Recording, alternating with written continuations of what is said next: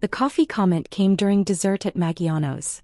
Mom had just blown out 60 candles while the entire family sang off key. I sat at the far end of the table, the spot they always gave me, next to the kitchen doors where servers kept bumping my chair. "Emma, you want some of this tiramisu?" Mom asked, sliding the dessert menu toward me. Before I could answer, my brother Derek leaned back in his chair, that familiar smirk already forming. Does she even have money for coffee? I mean, how does someone survive on a warehouse salary? The table went quiet for exactly 2 seconds before the laughter started. "Derek, stop," Mom said, but she was smiling. She was always smiling when Derek made his jokes. "I'm serious though," Derek continued, warming to his audience. "Emma, what do you make? Like 30,000 a year? Before taxes?" He turned to his wife, Jessica. "Babe, isn't that what we spend on your car payment?" Jessica giggled into her wine glass. "And insurance." I took a sip of water. "Something like that." "See, this is what I'm talking about," Derek said, addressing the whole table now. "No ambition. No drive. I was making 6 figures by 25. Built a whole tech company from nothing. Meanwhile, Emma's still scanning boxes in a warehouse at 32. Dad nodded slowly. "Your brother has a point, Emma. When are you going to do something with your life?" "I'm doing fine," I said quietly. "Fine." Derek laughed. "Fine is what you say when you've given up. I mean, look at this place." He gestured around the restaurant. "Mom's birthday dinner, and you didn't even offer to help pay. You know why? Because you can't even afford coffee here. Their espresso is $8. My younger sister Sarah chimed in. "It is pretty expensive here, Emma. Maybe you should have suggested somewhere more budget-friendly." "I didn't pick the restaurant," I said. "Because you never contribute to family decisions," Derek said. "Why would we ask someone who can't afford to participate?" Uncle Richard, Dad's brother, leaned forward. "You know, Emma, it's not too late to go back to school. Get a real career. Derek could probably give you some business advice." "I appreciate that," I said, keeping my voice level. Derek was on a roll now. He loved having an audience. "Seriously though, Emma, how do you survive? Rent, utilities, groceries, gas. It all adds up. You must be living paycheck to paycheck. That's no way to live." "I manage," I said. "Barely, I bet." Derek signaled the waiter. "Another bottle of the Camus, please. The 2019. He turned back to me. "That's a $400 bottle, by the way. Just so you know what success tastes like." Jessica touched his arm. "Derek, maybe ease up a little?" "What?" "I'm trying to motivate her. Someone needs to." He looked at me again. "Emma, you're 32. Most people your age are buying houses, starting families, building wealth. You're just existing." Mom cut in. "Emma's always been the practical one. Not everyone needs to be a CEO, Derek." "Practical?" Derek laughed. "Mom, there's practical and there's settling. Emma's settled. Hard." I nodded slowly. "You're probably right." That seemed to satisfy him. He raised his wine glass. "Here's to Mom. 60 years young. And here's to hoping Emma figures things out before she turns 60. Everyone clinked glasses. I lifted my water. The rest of dinner continued with Derek holding court about his tech startup, Next Tech Solutions. They'd just closed Series B funding. $15 million. He'd been talking about it nonstop for 3 months. Every family gathering, every phone call, every text message somehow circled back to his incredible success. "We're projecting $50 million in revenue next year," Derek said over coffee, real coffee, which he made a point of offering to everyone except me. "The investors are thrilled. We might go for Series C in 18 months. Dad beamed with pride. "That's my boy." "Derek's always been special," Mom agreed. "Even as a kid, we knew he'd do something amazing." I stayed quiet, checking my phone under the table. A message from my investment manager, Richard Chin. "Need to discuss the Next Tech position. Call me Monday morning." I'd been expecting this. Derek started Next Tech Solutions 4 years ago with 2 college friends. Big dreams, minimal capital, maximum arrogance. They developed some cloud-based software solution that I never fully understood because Derek never bothered explaining it to me beyond, "It's revolutionary, but you wouldn't get it." What Derek didn't know, what nobody in my family knew, was that I'd been there from the beginning. Not as his supportive sister. As his angel investor. When Derek first pitched his idea to venture capital firms, he got rejected. Repeatedly. His product was too niche, his team too inexperienced, his projections too optimistic. After 6 months of rejections, he was broke and desperate. That's when I approached him through my investment firm, Sterling Ventures. I didn't use my real name. The firm handled everything through shell companies and legal proxies. On paper, Derek's angel investor was SV Capital Holdings. In reality, it was me. I'd put in $800,000 of seed funding in exchange for 60% equity. Derek thought he'd found some Silicon Valley investor who believed in his vision. He had no idea his embarrassing warehouse worker sister had just become his majority shareholder. Over the next 4 years, I'd invested another $3.9 million through various funding rounds, always maintaining my 60% stake. When Derek talked about the investors, he meant me. When he celebrated closing Series B, most of that money came from funds I'd redirected through venture partnerships. Total investment, $4.7 million. Current valuation after Series B, approximately $78 million. My stake, $46.8 million on paper. The warehouse job, that was real technically. I worked there part-time mostly for the health insurance and to maintain my cover. My real income came from a diversified investment portfolio I'd been building since my early 20s, starting with a small inheritance from my grandmother that I'd turned into 8 figures through careful investing, real estate, and strategic venture capital plays. I lived below my means intentionally. Small apartment, old car, simple clothes. It kept my family from asking questions. It also kept them from asking for money. But Derek's behavior at dinner had crossed a line. The public humiliation, the constant belittling, the way he'd convinced our entire family that I was a failure. It had gone too far. Monday morning I called Richard Chin. "Emma, good morning," Richard said. "I've been reviewing the next tech position." "I want out," I said. "All of it." Silence on the other end. "Then, you're sure? The company's doing well. Series C could triple the valuation." "I'm sure. Start the divestment process immediately. This will trigger significant consequences for the company," Richard warned. "You're the majority shareholder. If you pull out, they'll need to find replacement capital fast or face serious operational problems." "I understand. May I ask why?" "Personal reasons." Richard sighed. "All right. I'll notify their legal team this morning. How do you want to structure the exit?" "Clean and complete. I want all my capital back plus standard returns. Offer them 30 days to buy me out or find replacement investors. If they can't, we liquidate according to the shareholder agreement." "That's going to hurt them badly." "Yes," I said. "It is." The call came to Derek at 10:47 a.m. I know because he called me at 10:52 a.m., his voice panicked in a way I'd never heard before. Emma, something's happening. Something bad." I was at the warehouse genuinely working a shift. I stepped outside to take the call. "What's wrong?" "My investor. The major one. SV Capital. They're pulling out. All of it. Everything." His voice cracked. "Emma, they're pulling $4.7 million. We don't have that kind of cash. We can't replace that capital in 30 days. The company's going to collapse." "I'm sorry, Derek. That sounds terrible." "Terrible? It's a disaster. 4 years of work gone. Everything I've built." He was nearly shouting now. "Why would they do this? We're performing exactly as projected. Better even. Maybe they needed the capital for other investments?" They didn't give a reason. Just a cold legal notice saying they're exercising their exit rights. 30 days to buy them out or they liquidate the company. I let the silence hang for a moment. "Can you find other investors?" "In 30 days? Are you insane? Series C was supposed to happen next year. We're not ready for that kind of pitch. And now we look desperate. Who wants to invest in a company whose major backer just fled?" "What about your Series B investors?" "They put in minority stakes." "Emma, you don't understand business.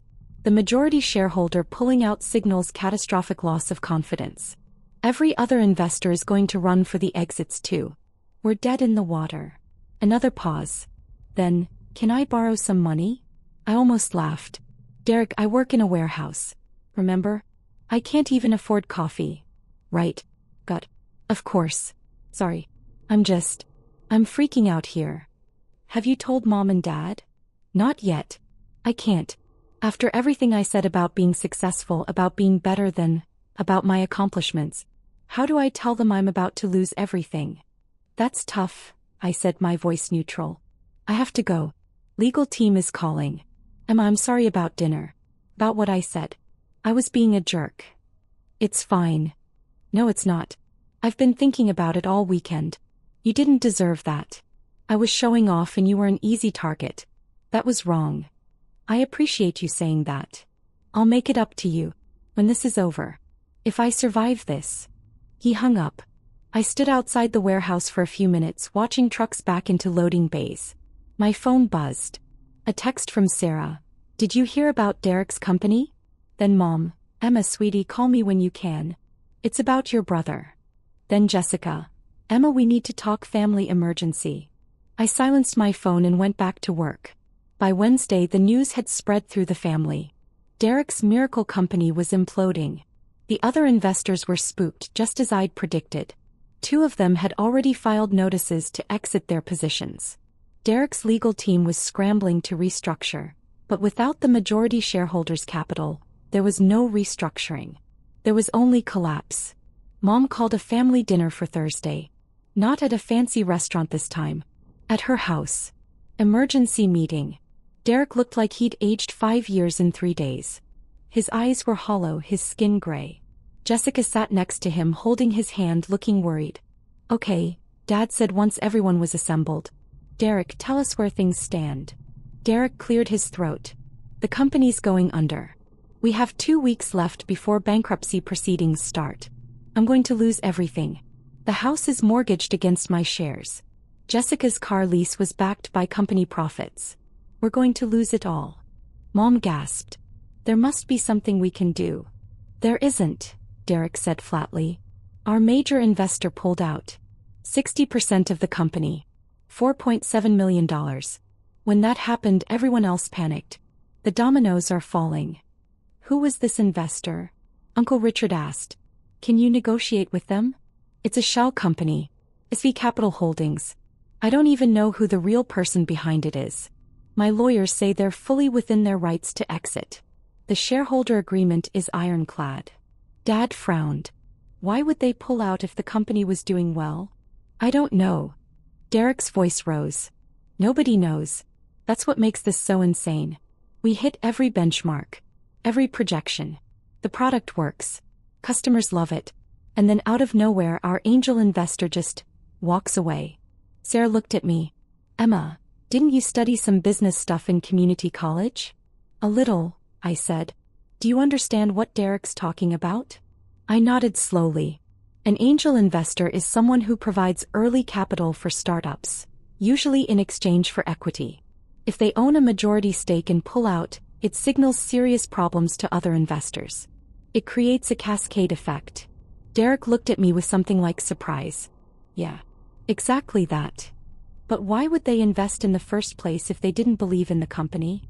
Mom asked. Maybe they believed in it 4 years ago, I said. Things change. Priorities shift. Maybe they needed liquidity for other investments. Derek stared at his hands. 4 years. 4 years of 18-hour days. Building something from nothing. And it's all gone because one person changed their mind.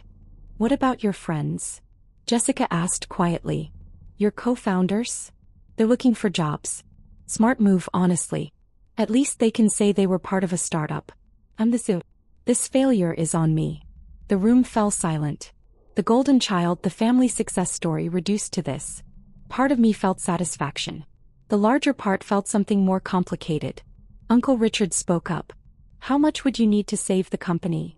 $5 million minimum, Derek said. To buy out the exiting shareholder and stabilize operations. But nobody's going to invest that in a company that's actively collapsing. We'd need an angel investor, and those don't just appear when you're desperate. What if we pooled family resources? Sarah suggested. Derek laughed bitterly. What resources? Dad's retired. Mom's on a fixed income. Richard, you've got your own business. Sarah, you're still paying off student loans. And Emma. He looked at me. Emma works in a warehouse. I'm sorry, I can't help. I said softly. It's not your fault, Derek said, and he actually sounded like he meant it. You're probably the only one here who never pretended to be something they weren't. At least you're honest about your situation. Mom started crying. Dad put his arm around her. Jessica stared at the table. Sarah checked her phone nervously. I stood up. I need to make a phone call. Excuse me. I went out to the back porch and called Richard Chin. Emma. The 30 days, I said. Can we compress it? Offer him a buyback option at a reduced valuation. You want to help him? I want to make this clean. What would be fair? Richard thought for a moment. Given current distress, we could offer him a buyback at $3.2 million. That's below your total investment but gives him a chance to save the company if he can find bridge financing. Do it. Send the offer tonight. You're sure? Yes. But Richard, I want one condition. He has to know who the investor was. No more shell companies. Full disclosure. That's going to be quite a revelation. That's the point. The email arrived at Derek's phone at 8:47 p.m., while we were still sitting in Mom's living room in uncomfortable silence. I watched Derek's face as he read it. Confusion first. Then disbelief. Then he looked up at me. Emma. Everyone turned. SV Capital Holdings, Derek said slowly, his voice strange. The angel investor who's been funding my company for 4 years. The majority shareholder. The person who just offered me a buyback option at $3.2 million to save the company. He paused. It's you. The room exploded. What? That's impossible. Emma works in a warehouse. Derek stood up, holding his phone like it might bite him. The email came from Sterling Ventures, my investment firm. It says the beneficial owner of SV Capital Holdings is Emma Rodriguez. My sister. Emma. Dad looked at me. This is a mistake. It's not, I said quietly. Mom's mouth opened and closed. But, you don't have money. You live in that tiny apartment. You drive a 15-year-old Honda. I do live in a tiny apartment, I confirmed. And I do drive an old car. But I also have a diversified investment portfolio worth about $80 million. Derek's company represents about $46 million of that on paper. The silence was absolute. Sarah found her voice first. $80 million? Give or take, I said. It fluctuates with market conditions. Derek sank back into his chair. You've been my angel investor this whole time. Since the beginning. You put in $800,000 when I was desperate. You funded Series A and Series B through your partnerships. You own 60% of my company. Yes. Why? Because your idea was good, I said simply. Your execution was solid. The market timing was right. It was a smart investment. But you let me think, everyone think. Derek gestured helplessly. We've been treating you like you're poor. Like you're a failure. I know. Why didn't you say something? Would you have taken investment money from your warehouse worker, sister? I asked. Or would you have been too proud? Derek closed his eyes. He knew the answer. Uncle Richard was staring at me like I was a stranger. How did you get $80 million? Grandma left me $200,000 when I was 22, I explained. Everyone thought it was a small inheritance. It was actually quite substantial. I invested conservatively at first. Index funds, blue chips, some real estate. Then I started taking calculated risks on startups and growth stocks. Compounding returns over 10 years. I also worked 4 jobs for the first 5 years, lived on almost nothing and invested everything extra. The warehouse job is part-time, mainly for the health insurance and the cover. The cover? Mom asked weakly. So people wouldn't ask me for money, I said. So I could invest based on merit, not family obligations. So I could live my life without everyone having opinions about how I should spend my wealth. Jessica spoke up, her voice small. At dinner. On Sunday. We mocked you for not being able to afford coffee. You did, I agreed.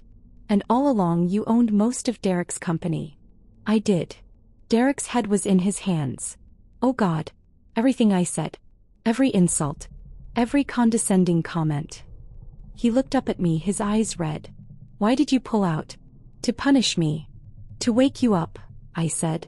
Derek, you're talented. Your company is good. But you've spent 4 years treating me, treating people, Like they're beneath you because they don't match your definition of success. You needed to understand that success isn't always visible. That wealth doesn't always advertise itself. That the person you're mocking might be the person keeping you afloat. So this was a lesson? Derek's voice had an edge now. No, it was a business decision. You became a liability. Not the company, your ego, your cruelty. I don't invest in people who treat others that way, family or not. Dad stood up suddenly. Now wait just a minute. You deliberately let your brother's company fail to teach him a lesson? That's vindictive. I gave him 30 days to find alternative funding, I said calmly. That's standard in the industry. And I just offered him a buyback option at $3.2 million, which is a gift considering the circumstances. He can still save the company. But he has to do it knowing the truth. What truth? Mom asked. That I'm not the failure in this family. I'm the most successful person here. And I did it without humiliating anyone. Without putting anyone down. Without making family dinners into performances of superiority. Derek was crying now. Not dramatically. Just quiet tears running down his face. You're right. You're absolutely right. I've been a complete asshole. Yes, I said. You have. The buyback option, Derek said, wiping his eyes. The $3.2 million. I don't have that. The bank won't loan it to me in my current situation. I know, I said.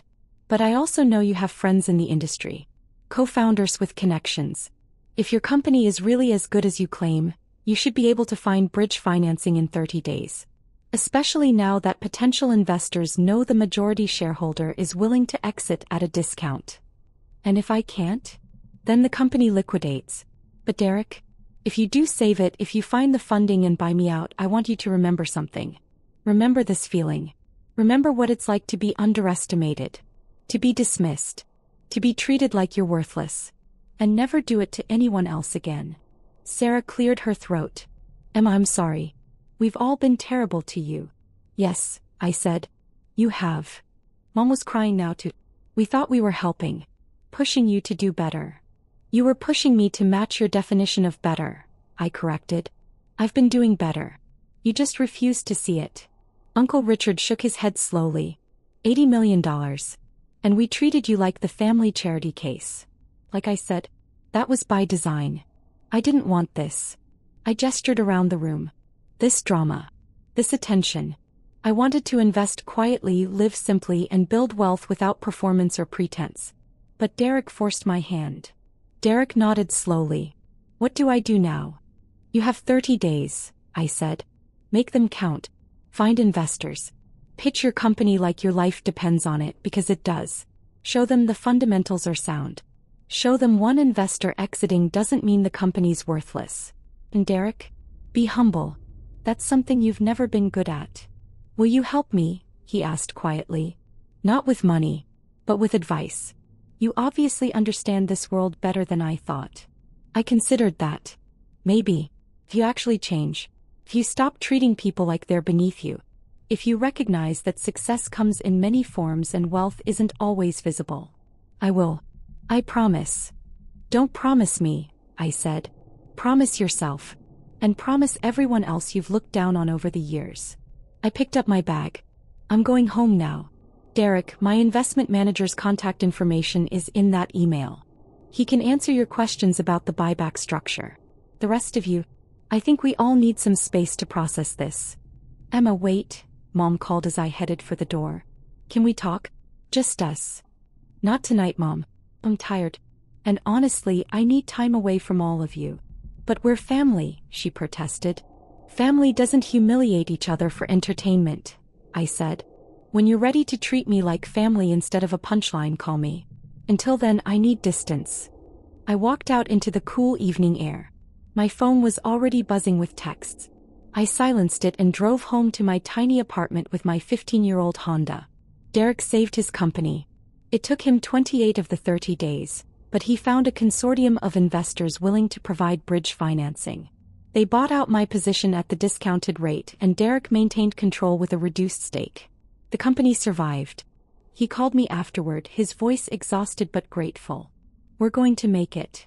I'm glad, I said, and I meant it. Emma, I wanted to say, Everything I said to you over the years. Not just at that dinner. Everything. I'm sorry. Really, genuinely sorry. Okay. Is that it? Just okay. Derek, I accepted your apology. But it's going to take time before we're close again. You don't erase years of behavior with one sorry. I understand. But I want to try. I want to be better. Then be better, I said. Show me with actions, not words. And slowly over months he did. The condescension disappeared. The performance stopped. When we gathered for family dinners, at normal restaurants now, Derek was quieter, more thoughtful, more aware of how he spoke to people. The family dynamics shifted too. Mom and Dad stopped treating me like I needed saving. Sarah started asking me for investment advice. Uncle Richard apologized for every dismissive comment he'd ever made. But the biggest change was in how I felt about myself. For years I'd hidden my success to avoid this exact situation. But forcing it into the open on my terms had been liberating. I didn't have to pretend anymore. I could be exactly who I was: successful, generous, strategic, and unbothered by other people's definitions of worth. A year later, Derek's company went public. Modest IPO but successful. His reduced stake still made him wealthy. At the celebration dinner he raised a glass to me. "To Emma," he said. "The smartest investor I know. And the sister I should have appreciated from the beginning." Everyone drank to that. I smiled, took a sip of my $8 coffee and thought about the warehouse shift I had scheduled for tomorrow. Not because I needed the money, but because I liked the simplicity of it. The honest work. The lack of pretense. Success looks different for everyone. Took my family years to learn that lesson. But they learned it.